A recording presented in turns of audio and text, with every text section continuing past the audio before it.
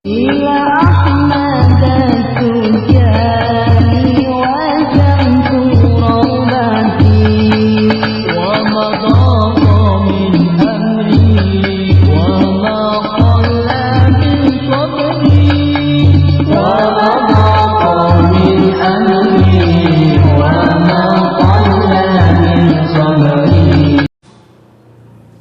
sehubungan dengan wadhifah tadi, jadi untuk membaca wadhifah, di mana wadhifah itu hukumnya wajib berjamaah.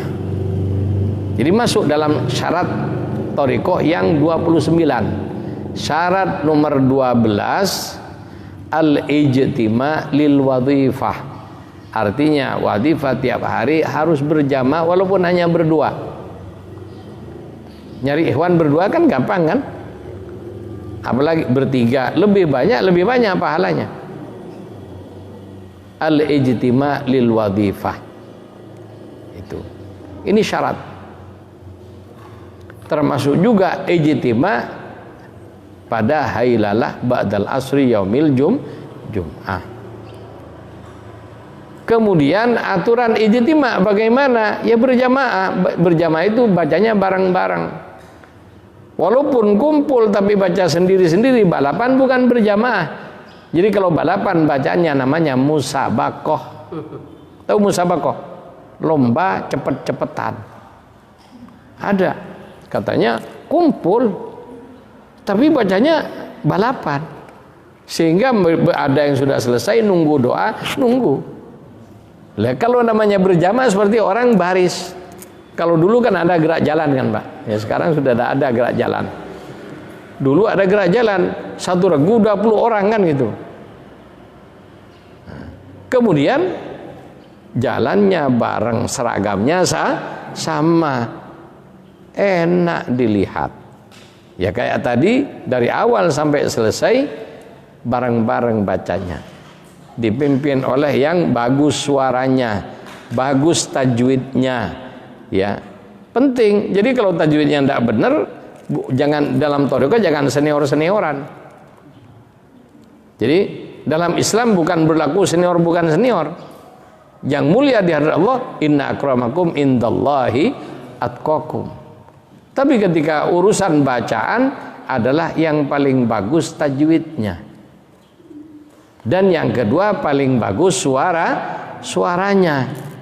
Makanya di Zawiyah di Maroko yang dipilih untuk jadi imam wadhifah, ya di samping memang kalau di sana gudangnya orang alim, yang alim dulu orangnya, yang bagus bacaannya, juga ganteng orangnya. Makanya imam-imam Zawiyah di Maroko seperti Syed Idris, ganteng. Itu.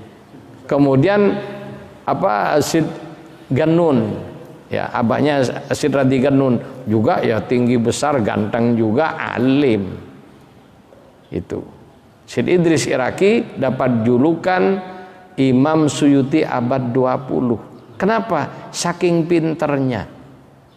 Makanya kalau kita sudah ke Maroko, Syekh Umar Baidawi yang ngomong. Syekh Umar Baidawi ini alimnya minta ampun. Jadi ahli di bidang bahasa Arab, balaghah, mantik, dan pokoknya beliau sudah Masya Allah di bidang keilmuan. Begitu datang ke Maroko, pulang apa?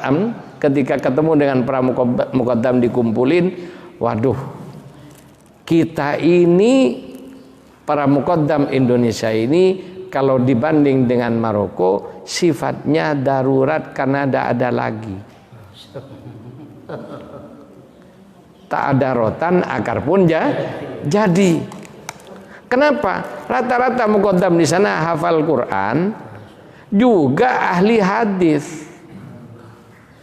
Ya kalau di Indonesia hafal Quran banyak, tapi yang banyak hanya hafal Quran, tidak ngerti fikih. Banyak. Jadi kalau di sana sudah hafal Quran, ahli hadis dan fakih. Ya, yang pernah datang ke Cirebon dulu namanya Syed Al-Arabi Igidir, itu fakih. Ya, fakih itu harus hafal Quran, harus hafal hadis, dan ahli di bidang ilmu fikih secara khusus. Jadi doktor, profesor doktor di bidang ilmu fikih. Jadi yang muqaddam kelasnya kayak gitu. Itu di Maroko. Oleh karena itu para hadirin rahimakumullah, ya kita ya kayak saya ini benar-benar bukan hanya akar apa namanya ya, tali-tali kayak gedebok pisang itu mungkin kelas saya ini kalau dibanding dengan yang ada di Maroko. Cuma yaitu tadi, daripada tidak ya kalau ikhwan nanti kocar kacir, maka kita berbuat semampu kita. Jadi kenapa tugas saya sebagai muqaddam? Kalau saya diam ada yang tidak benar, maka saya nanti di akhirat yang ditanya duluan dan berperkara duluan dengan Sayyidi Syekh radhiyallahu anhu. Ya seperti masalah masbuk. Jadi wadifah datang belakangan. Nah, bagaimana caranya? Kalau ikhwan datang belakangan ke tempat wadifah, otomatis ada yang sudah terlewatkan oleh jamaah itu.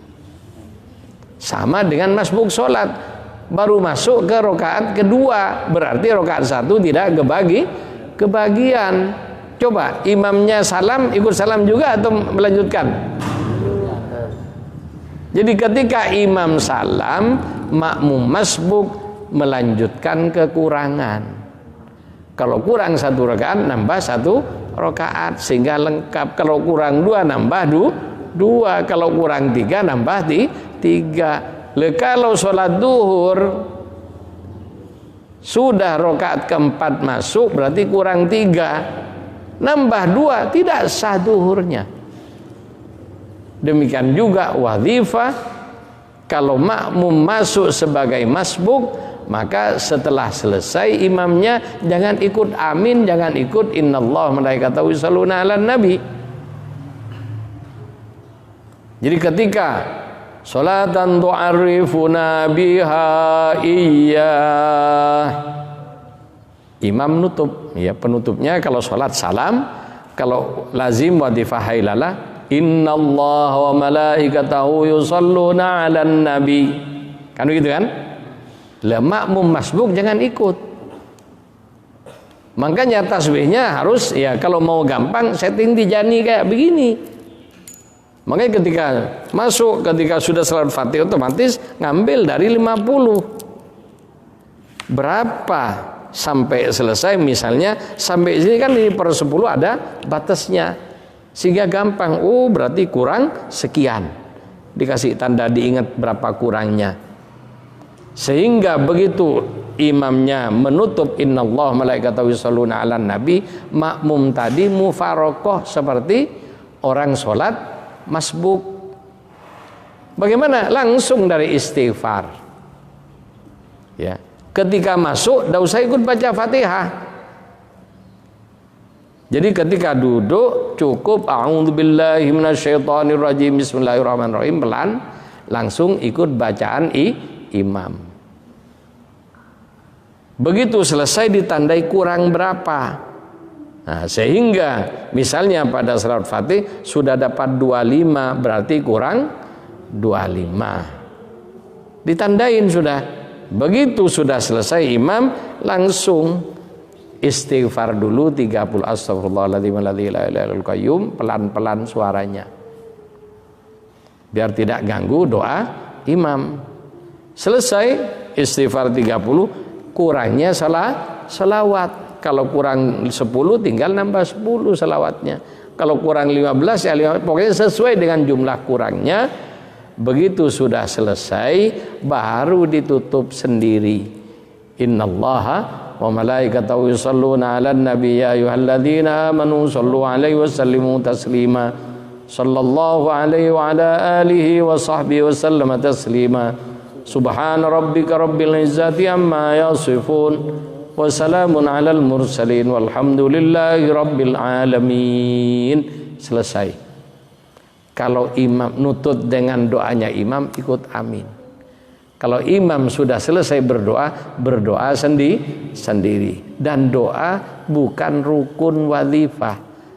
Misal selesai wadhifah, walhamdulillahi rabbil alamin, tidak berdoa pun sah wadhifahnya.